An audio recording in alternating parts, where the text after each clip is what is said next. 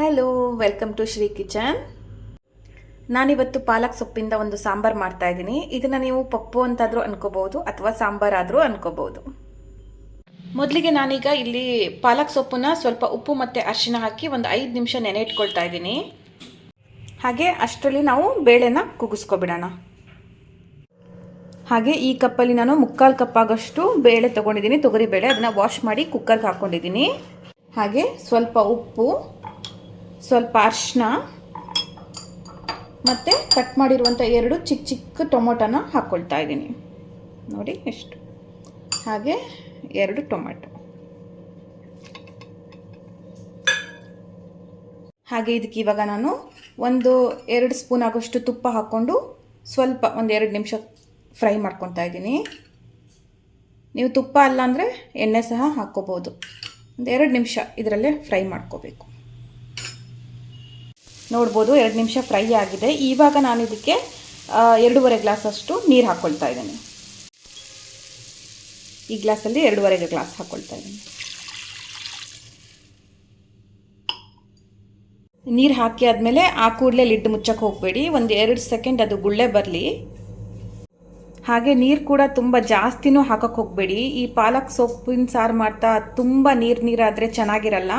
ಸ್ವಲ್ಪ ಮೀಡಿಯಮ್ ಆಗಿ ಗಟ್ಟಿಯಾಗಿದ್ರೂ ಚೆನ್ನಾಗಿ ಅನಿಸುತ್ತೆ. ಬಟ್ ತೀರಾ ನೀರಾದರೆ ಅದು ಚೆನ್ನಾಗಿರಲ್ಲ, ಟೇಸ್ಟು ಕೂಡ ಇರಲ್ಲ. ಅದಕ್ಕೆ ಹೇಳ್ತಾ ಇರೋದು. ನೀರನ್ನು ನೋಡಿಕೊಂಡು ಹಾಕ್ಕೊಳ್ಳಿ. ಗುಳ್ಳೆ ಬರ್ತಾ ಇದೆ. ಇವಾಗ ಲಿಡ್ ಮುಚ್ಚಿ 5 ಕೂಗನ್ನ ಕೂಗಿಸ್ಕೋಬೇಕು.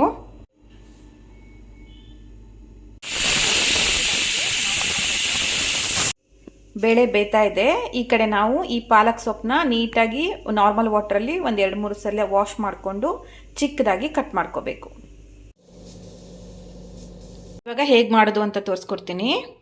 ನಾನಿಲ್ಲಿ ಒಂದು ಪಾತ್ರೆ ತೊಗೊಂಡಿದ್ದೀನಿ. ಅದಕ್ಕೆ ಸ್ವಲ್ಪ ತುಪ್ಪ ಹಾಕ್ಕೊಳ್ತಿದ್ದೀನಿ. ನೀವು ತುಪ್ಪನಾದರೂ ಹಾಕ್ಕೋಬೋದು ಅಥವಾ ಎಣ್ಣೆನಾದರೂ ಹಾಕ್ಕೋಬೋದು.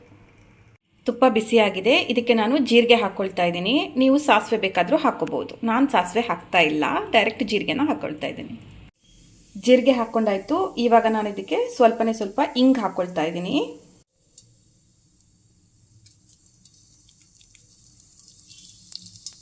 ಜೀರಿಗೆ ಇಂಗು ಹಾಕಿದ ಮೇಲೆ ನಾನು ಇದಕ್ಕೆ ಬೆಳ್ಳುಳ್ಳಿ ಎಸಳನ್ನು ಹಾಕ್ಕೊಳ್ತಾ ಇದ್ದೀನಿ.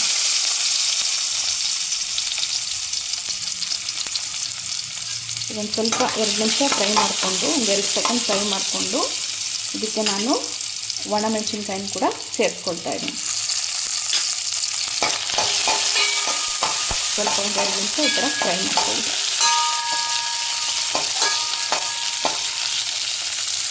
ಇವಾಗ ನೀವು ನೋಡ್ಬೋದು ಕಲರ್ ಚೇಂಜ್ ಆಗಿದೆ ಈರುಳ್ಳಿದು. ಇವಾಗ ಪಾಲಕ್ ಸೊಪ್ಪನ್ನ ಸೇರಿಸ್ಕೋಬೇಕು.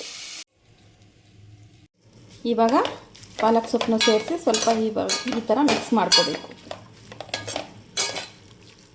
1-2 ನಿಮಿಷ ಈ ಥರ ಮಿಕ್ಸ್ ಮಾಡ್ಕೊಳ್ಳಿ. ಅದು ತುಪ್ಪದಲ್ಲೆಲ್ಲ ಸ್ವಲ್ಪ ಫ್ರೈ ಆಗಲಿ. ಟೇಸ್ಟ್ ಚೆನ್ನಾಗೇ ಬರುತ್ತೆ ತುಪ್ಪದಲ್ಲಿ ಮಾಡೋದ್ರಿಂದ. ಈವನ್ ಎಣ್ಣೆ ಹಾಕಿದ್ರೂ ಕೂಡ ಟೇಸ್ಟ್ ಚೆನ್ನಾಗೇ ಬರುತ್ತೆ. 1-2 ನಿಮಿಷ ಈ ಥರ ಫುಲ್ ಮಿಕ್ಸ್ ಮಾಡಿಕೊಂಡು ಫ್ರೈ ಮಾಡ್ಕೊಳ್ಳಿ.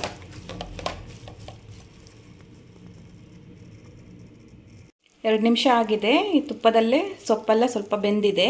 ಇವಾಗ ಇದಕ್ಕೆ ನಾನು ಸ್ವಲ್ಪ ಖಾರದ ಪುಡಿನ ಆ್ಯಡ್ ಮಾಡ್ಕೊಳ್ತಾ ಇದ್ದೀನಿ.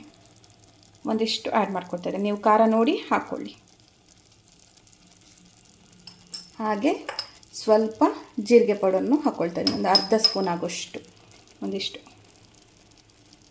ಹಾಗೆ ಸ್ವಲ್ಪ ಕೊತ್ತಂಬರಿ ಪೌಡರ್ನ ಹಾಕ್ಕೊಳ್ತಾ ಇದ್ದೀನಿ.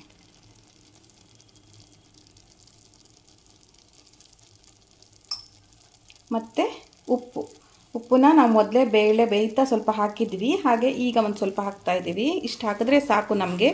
ನೀವು ನೋಡಿಕೊಂಡು ಹಾಕ್ಕೊಳ್ಳಿ. ಒಂದಿಷ್ಟು ಹಾಕ್ತಾ ಇದ್ದೀನಿ, ಸಾಕು. ಇವಾಗ ಚೆನ್ನಾಗಿ ಮಿಕ್ಸ್ ಮಾಡಬೇಕು. ಇವಾಗ ನಾನು ಕುಕ್ಕರ್ ಲಿಡ್ ಓಪನ್ ಮಾಡಿದ್ದೀನಿ. ನೋಡಿ ಇಷ್ಟು ಬೇಳೆ ಬೆಂದಿದೆ, ಅಂದರೆ 5 ವಿಜಿಲ್ಗೆ ಇಷ್ಟು ಬೇಳೆ ಬೆಂದಿದೆ. ಇದನ್ನು ಇವಾಗ ನಾವು ಸೊಪ್ಪು ಜೊತೆಗೆ ಸೇರಿಸ್ಕೋಬೇಕು. ಬೇಳೆನ ಇದಕ್ಕೆ ಹಾಕ್ಬಿಟ್ಟು ಈ ಥರ ಮಿಕ್ಸ್ ಮಾಡ್ಕೋಬೇಕು.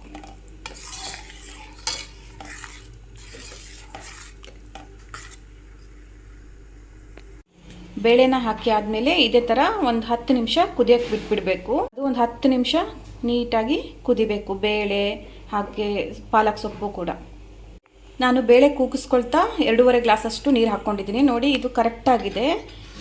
ಇಷ್ಟು ನೀರಿರಬೇಕು. ತೀರಾ ತೆಳ್ಳಗಾದರೆ ಸಾಂಬಾರು ಚೆನ್ನಾಗಿರಲ್ಲ. ಇದು ಇವಾಗ ಕರೆಕ್ಟಾಗಿದೆ. ಹಾಗೆ ಈ ಪಾಲಕ್ ಸೊಪ್ಪು ಸಾಂಬಾರು ಮುದ್ದೆಗೆ, ವೈಟ್ ರೈಸ್ಗೆ ಮತ್ತು ಚಪಾತಿಗೆ ಕೂಡ ತುಂಬಾ ಚೆನ್ನಾಗಿರುತ್ತೆ. ಹೆಲ್ದಿಯಾಗೂ ಕೂಡ ಇರುತ್ತೆ. ನೀವು ಈ ರೆಸಿಪಿನ ಟ್ರೈ ಮಾಡಿ. ಹಾಗೆ ಮರೀದೆ ನನ್ನ ವಿಡಿಯೋಗೆ ಲೈಕ್ ಮಾಡಿ ಮತ್ತು ಸಬ್ಸ್ಕ್ರೈಬ್ ಮಾಡೋದನ್ನು ಮರಿಬೇಡಿ. ಇನ್ ಕೇಸ್ ಸಬ್ಸ್ಕ್ರೈಬ್ ಇನ್ನೂ ಮಾಡಿಲ್ಲ ಅಂದರೆ ಇವಾಗಲೇ ಮಾಡಿ. ಹಾಗೆ ನನ್ನ ಈ ಶ್ರೀ ಕಿಚನ್ಗೆ ನಿಮ್ಮ ಆಶೀರ್ವಾದ, ನಿಮ್ಮ ಸಪೋರ್ಟು ಯಾವಾಗಲೂ ಹೀಗೆ ಇರಲಿ. ಸಾಂಬಾರು ಆಗಿದೆ. ನೀವು ಇದಕ್ಕೆ ಬೇಕಿದ್ರೆ ಎಂಡಲ್ಲಿ ಕೊತ್ತಂಬರಿ ಸೊಪ್ಪನ್ನು ಕೂಡ ಚಿಕ್ಕದಾಗಿ ಕಟ್ ಮಾಡಿ ಹಾಕ್ಕೋಬೋದು. ನಾನು ಹಾಕ್ತಾ ಇಲ್ಲ, ನೀವು ಬೇಕಿದ್ರೆ ಹಾಕ್ಕೋಬೋದು. ಇನ್ನೂ ತುಂಬ ಚೆನ್ನಾಗಿರುತ್ತೆ. Thanks for watching. ನನ್ನ ಈ ರೆಸಿಪಿ ನಿಮಗೆ ಇಷ್ಟ ಆಯಿತು ತಾನೇ? ಬೇಗ ಬೇಗ ಲೈಕ್ ಮಾಡಿ. ಹಾಗೆ ನೀವು ಈ ರೆಸಿಪಿನ ಟ್ರೈ ಮಾಡಿ ಹೇಗಿದೆ ಅಂತ ನನಗೆ ಕಮೆಂಟ್ ಮಾಡಿ ಮತ್ತು ನಿಮ್ಮ ಫ್ರೆಂಡ್ಸ್ಗೂ ಶೇರ್ ಮಾಡಿ, ಲೈಕ್ ಮಾಡಲಿಕ್ಕೆ ಹೇಳಿ ಮತ್ತು ಸಬ್ಸ್ಕ್ರೈಬ್ ಮಾಡೋದನ್ನು ಮರಿಬಿಡಿ ಅಂತ ಹೇಳಿ. Thanks for watching. ಬಾಯ್.